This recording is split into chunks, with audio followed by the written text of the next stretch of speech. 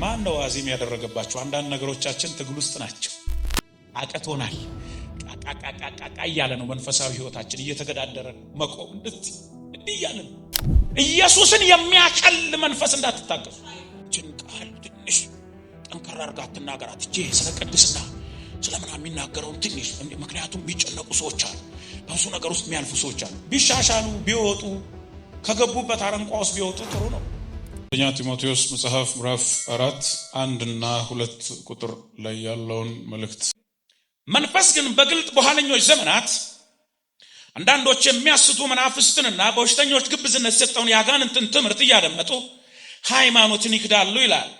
በገዛ ህሊናቸው እንደሚቃጠሉ ደንዝዘው እያለ ይቀጥላል።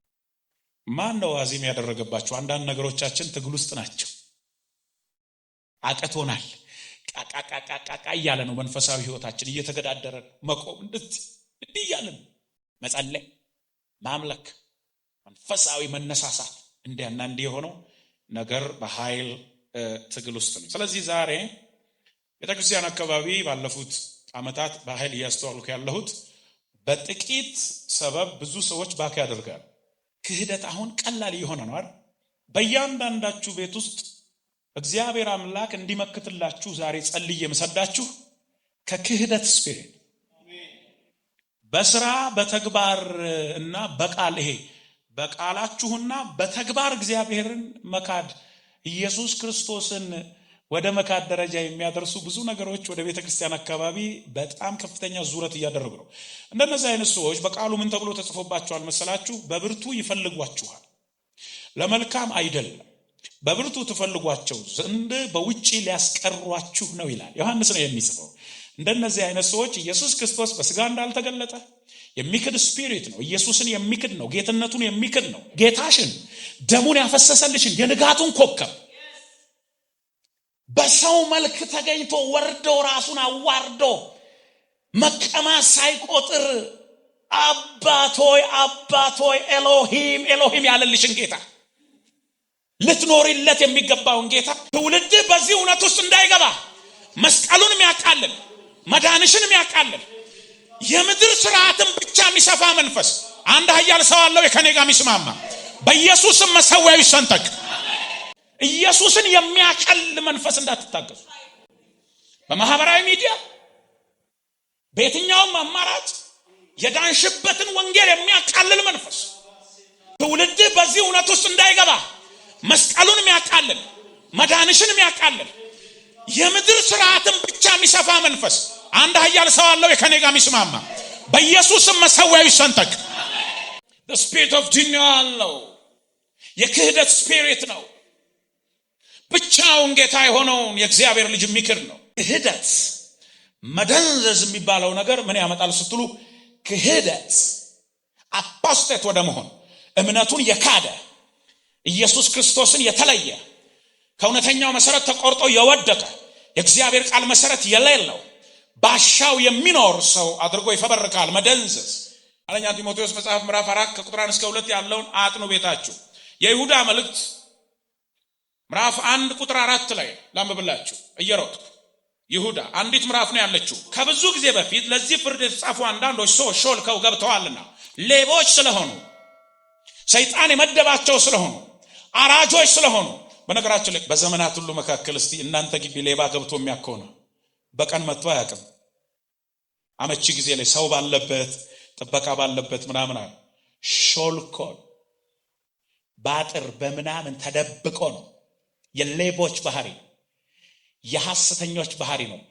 በሆነች ሰዓት አሳቻ ሰዓት ጠብቀው ነው አንተ ድባቴ ውስጥ እንቅልፍ ውስጥ ባለበት ሰዓት መጥተው ክርዳዳቸውን ይበትኑ። ከብዙ ጊዜ በፊት ለዚህ ፍርድ የተጻፉ አንዳንድ ሰዎች ሾልከው ገብተዋልና ኃጢአተኞች ሆነው የአምላካችንን ጸጋ በሴሰኝነት ይለውጣሉ፣ ሚስ ዩዝ ያደርጉታል። ጸጋውን በሴሰኝነት ለሱ ብቻ ክብር ሊሰጥበት የተገባው እሱም ብቻ ሊያመልኩ የተገባበትን የትምህርቱን ቁም ነገር በእግዚአብሔር ልጅ በኢየሱስ ክርስቶስ ሞትና ትንሣኤ የሰጣቸውን የተትረፈረፈውን የእግዚአብሔርን ጸጋ በምን ይቀይሩታል መሰለ?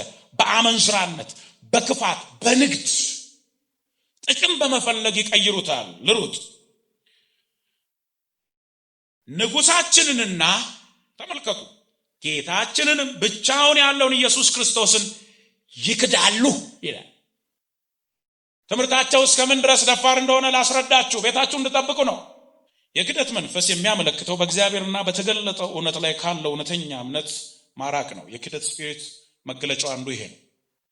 አንተን ቀስ ቀስ እያለ እንደ ወራጅ ጎርፍ እያሳሳቀ ወይም ደግሞ ውሃ ሲወስድ እያሳሳቀ እንደሆነ ቀስ እያለ እንደዚህ ወስዶ ፉካ ውስጥ ይወረውርሃል። ለትንፋሽ እንዳትተርፍ እንዳትቆም አድርጎ ህይወትህን ይበላዋል። በመጽሐፍ ቅዱሳዊ እና በስነ መለኮት ደረጃ ብዙውን ጊዜ በእግዚአብሔር ስልጣን ላይ ከማመጽ ጤናማ ትምህርትን አለመቀበል ጋር የተያያዘ ነው። የክህደት ልብ ያላቸው ሰዎች ይሄ ነው። መጽሐፍ ቅዱስን መሰረት አድርገን ሮጥ እያልኩኝ 4 ወይም 3 ነገሮችን ልጥቀስ።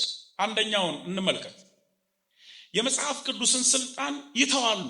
የክህደት ምልክቶች እንደዚህ ናቸው። እስቲ አንድ ጊዜ የመጽሐፍ ቅዱስን በለው ስልጣን 100% እቀበላለሁ። ስለዚህ ከዘፍጥረት እስከምን መቀበላለሁ። እኔ ይሄን የሚለው ነገር አይመችም እንዳትል። እንደዚህ ቁንጥጥ የሚያደርግህም ከሆነ ለእኔው ነው ለትምህርቴ ነው እያልክ ስማ። የመጽሐፍ ቅዱስን ስልጣን የሚክደው ይህ የክደት ስፒሪት መገለጫው ከቅዱሳት መጽሐፍት ይልቅ ስሜት፣ ባህል፣ የህዝብ አስተያየትን ቅድሚያ የሚሰጥ ነው። በጣም ስማይ ስሜት፣ ባህል፣ የህዝብ አስተያየት ፐብሊክ ኦፒኒየን ማለት እችን ቃል ትንሽ ጠንከር አድርጋ አትናገራት። እጄ ስለ ቅድስና ስለምናምን የሚናገረውን ትንሽ፣ ምክንያቱም የሚጨነቁ ሰዎች አሉ፣ በብዙ ነገር ውስጥ የሚያልፉ ሰዎች አሉ። ቢሻሻሉ ቢወጡ ከገቡበት አረንቋ ውስጥ ቢወጡ ጥሩ ነው። ኃጢአት የተባለውን በትክክለኛ ስነ ምግባርና በመጽሐፍ ቅዱስ መሰረት ባለው ነገር ቻሌንጅ ልናደርገው የሚገባውን ህይወት ኮምፕሮማይዝ ያደርጋሉ፣ አይናገሩም። ለምሳሌ እዚህ ጋር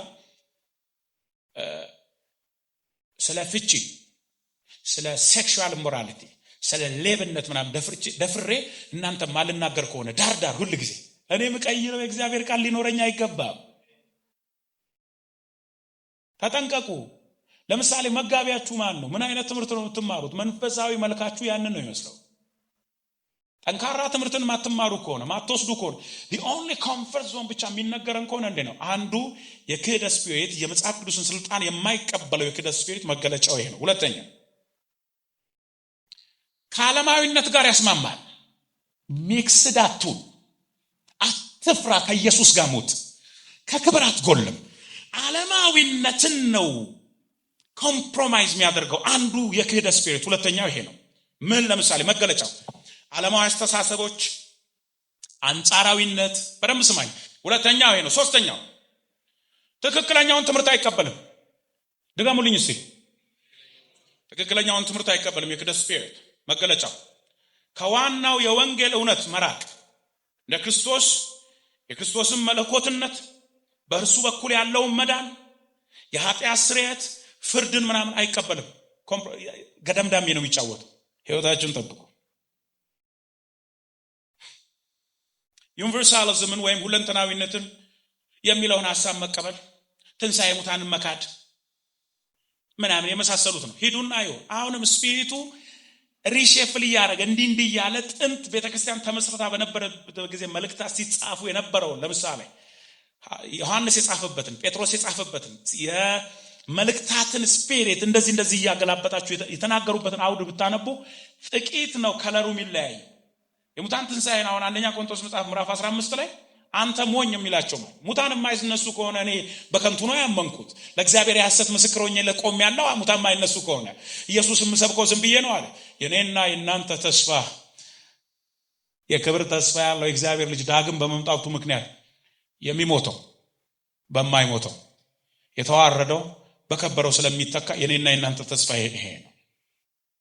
ተጠንቀቁ። አራተኛ ልጥቀስና ልጨርስ። የሞራልና የሥነ ምግባር ውድቀትን ያስከትላል ክህደት። ለምሳሌ የካዱ ሰዎች ኮምፕሮማይዝ የሚያደርጉ አንዳንድ ጊዜ አልፎ እንትን የሚሉ ምንም ሞራል ምድረው ታወራው አቦ በቃ አታስጨንቀኛ ይላል። በቅዱሳት መጽሐፍት ውስጥ በግልጽ የተወገዙ ባህሪያትን ያጸድቃሉ። ዝሙትን፣ ታማኝነት የጎደለውን ድርጊትን፣ ወይም ሌሎች ኃጢአቶችን ያለ ንስሐ እንዲቀጥሉ ዝምታን ማዘወትር ማለት ጸጥ ችግር እንትና አትበላባ አታካብ አታክ እና የሞራልና የሥነ ምግባር ጉዳይ በእግዚአብሔር ቃሉ ሲሪየስ ነው። ኮምፕሮማይዝ እንዳታደርጉ። መንፈሳዊ ግዴለሽነትና ልብታ የተባለው ነገር ሌላኛው ነው። በውሸት ትምህርትና በነቢያት ማታለል የተባለው ሌላኛው ነው። ጨማምሩበት። ቤታችሁን ጠብቁ። ቤታችሁ አካባቢ ዞር ዞር እያለ ያለ ነገር ኮምፕሮማይዝ፣ ትላንትና ተቃውሙት የነበረ ነገር ዛሬ በሙላት የተቀበልነውና ፈጽሞ ማንቃወመው ነገር ምን ይሆን? ጀስት ቼክ። ከክደት ስፒሪት ምንድነው ዙሪያችሁን እየዞረ ያለው?